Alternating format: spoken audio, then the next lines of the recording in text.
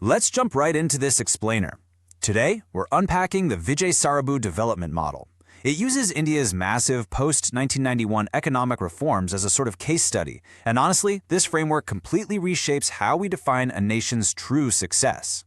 So right off the bat, there's this brilliant metaphor we need to talk about.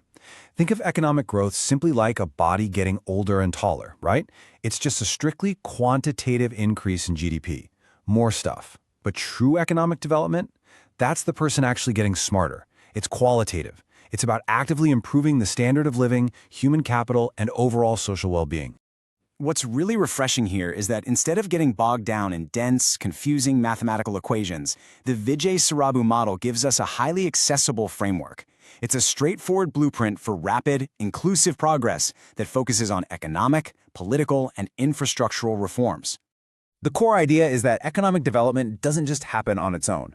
It's held up by four interconnected pillars: economic reforms, infrastructural reforms, political and electoral reforms, and a sustainable, equitable future. And here's the catch. If any one of these pillars is weak, the whole structure basically collapses.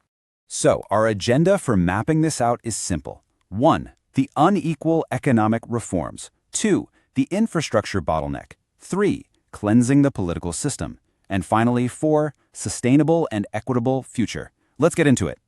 Section 1. The unequal economic reforms. When open markets leave millions behind. When we trace India's economic timeline, we see this absolutely massive shift. Before the 1980s, you had a highly regulated, closed-off, state-controlled economy. Then the 80s brought some initial liberalization, but the real game-changer hit in 1991, with a major pivot to free market pricing. Just 4 years later, in 1995, India joined the WTO, fully committing to global trade. The whole transition was incredibly rapid. But this brings us to a really crucial question posed by the author. Yes, the markets were opened up, but did the fruits of these massive economic reforms actually reach the common man? Well, the numbers tell quite a story. A staggering 60% of the Indian population still relies on the agricultural sector, yet they suffer from critically low earnings. Think about that. That is well over half the country bearing the burden of feeding the nation while literally struggling to survive. This really highlights the model's main critique. The post-1991 reforms heavily favored the corporate and IT sectors. That's where incomes skyrocketed.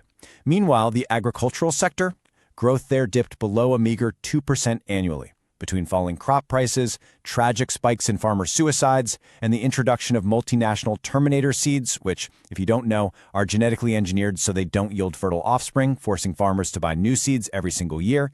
Agriculture was largely left behind in a state of crisis.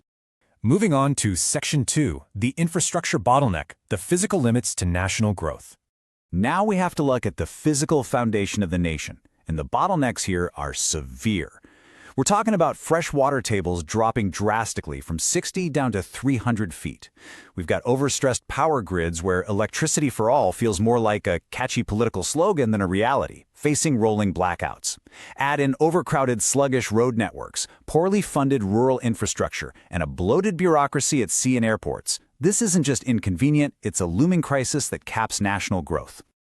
To fix all of this, a mind-boggling investment target of $1 trillion was set. $1 trillion! But the source raises a great point. Asking the private sector to shoulder this massive burden is a huge leap of faith, especially when investor confidence is shaky. Investors want stable policies, not red tape. And that lack of confidence leads us right into Section 3, cleansing the political system, governance, ethics, and anti-corruption. The author asserts a pretty highly critical claim here, that under neoliberal regimes, a deeply entrenched nexus of big corporates, politicians, and bureaucrats is formed. Essentially, this system has become incredibly vulnerable to cronyism, where public assets are utilized for private accumulation. So, to combat this and restore ethics, the development model lays out a sweeping list of proposed political cures. It calls for state funding of election campaigns and a ban on private expenditure and paid news to level the playing field. It also strongly advocates for an independent Lokpal, or anti-corruption bill, that even brings the Prime Minister under its purview. Finally, it suggests looking into proportional representation voting systems so the government actually reflects the exact percentage of votes cast by the people. Which brings us to our final pillar, Section 4, Sustainable and Equitable Future. Development that lasts. Highlighting the real human cost of purely chasing economic growth, the text points out that back in 2011, India ranked a shockingly low 134 out of 187 countries on the UN's Human Development Index. This goes right back to our very first metaphor. A country can get taller, it can have a booming GDP, but if its people aren't driving, true development just hasn't happened. To actually raise that standard of living, the author outlines a sequence of necessary, quite practical steps. First, tackle poverty head-on with pro-poor employment projects. Second, eliminate wasteful subsidies on things like fertilizers and fossil fuels. Third, clarify property rights so land isn't overexploited. Fourth, bring in market-based approaches like emissions taxes. And finally, radically shift energy reliance toward renewable sources like solar and wind. There's a quote here that absolutely hits the nail on the head: meeting the needs of the present generation without compromising the needs of the future generation. That is the core ethos of this model. True economic development has to be eco-friendly and intergenerational.